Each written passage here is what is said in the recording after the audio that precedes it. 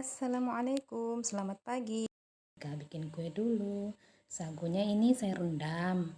Kemudian saya hancurkan. Nanti jadinya seperti ini.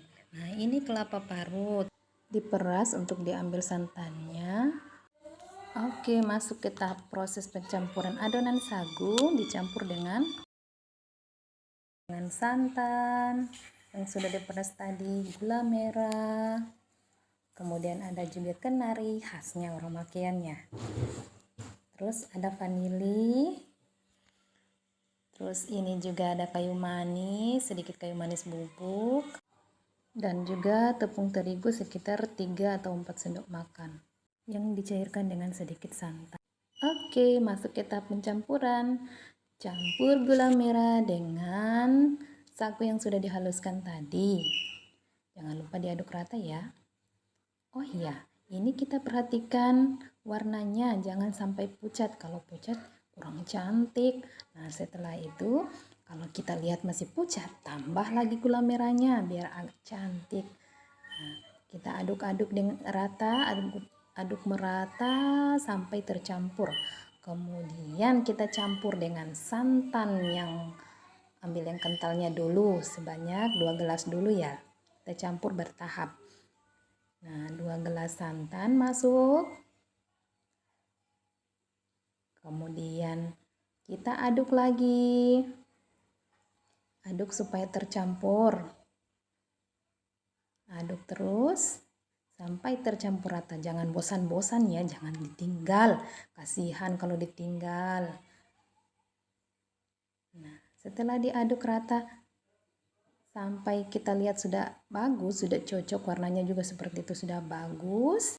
Kita kasih tepung terigu. Oh ya, tepung terigu ini kita taruh dulu sekitar 3 sendok makan atau 4 sendok makan. Kemudian kita cairkan dengan setengah gelas santan dulu.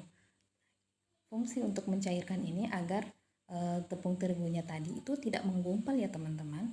Kalau menggumpal kan kasihan adonannya, nanti kalau sudah masak kita makan ada gumpalan-gumpalan tepung terigu yang masih mentah. Diaduk hingga rasa sudah tidak ada gumpalan, kemudian dituang di adonan yang sudah dicampur gula merah dan santan tadi. Diaduk juga, aduk rata sampai tercampur rata. Jangan lupa dikasih 1 sendok makan bubuk kayu manis, vanili secukupnya. Oh ya, maaf habis deh. Sekarang nggak apa-apa, kita ganti aja dengan vanili bubuk, masih ada vanili bubuk.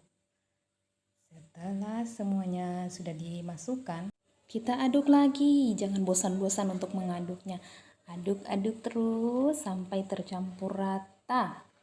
Nah, setelah kalau kita lihat, oh ini sudah cantik, sudah tercampur rata, boleh kita masukkan kacang kenari, ditaburi kacang kenari secukupnya saja. Kemudian nanti kita aduk lagi. Aduk terus hingga kelihatan rata. Nah, setelah itu kita siapkan wajan. Wajan ini fungsinya untuk mengentalkan, nanti kita kentalkan adonan tadi di wajan. Nah, setelah sudah disiapkan adonan tadi, kita masukkan ke wajan semuanya. Kemudian jangan lupa selalu diaduk dengan api sedang atau kecil, cenderung kecil ya, jangan sampai gosong. Kasihan kan kalau gosong nanti rasanya pahit. Nah, setelah itu kita aduk terus sampai nanti adonannya mengental. Siapkan juga dandang sebagai kukusan nanti. Jangan lupa dipanaskan dandangnya, dipanaskan dulu.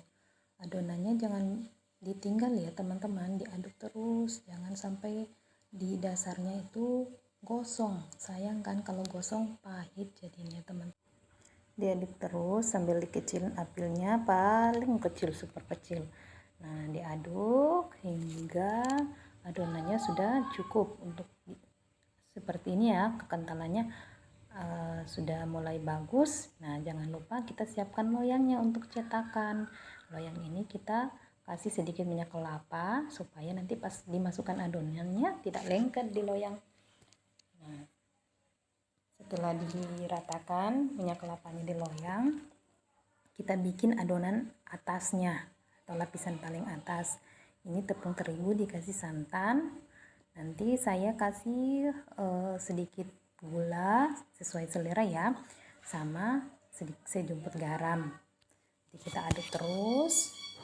Kemudian ini nanti saya mau kasih sedikit pewarna hijau supaya warnanya cantik ya, warna hijau ya. Diaduk. Nah, warnanya sudah berubah menjadi warna hijau. Nanti ini adonannya saya mau saring sambil dilihat dulu adonannya yang tadi. Adonan kuenya tadi. Nah, adonan atasannya ini saya saring supaya tidak ada tepung yang bergerindil. Oke, setelah disaring hasilnya seperti ini, cantik kan, halus nantinya.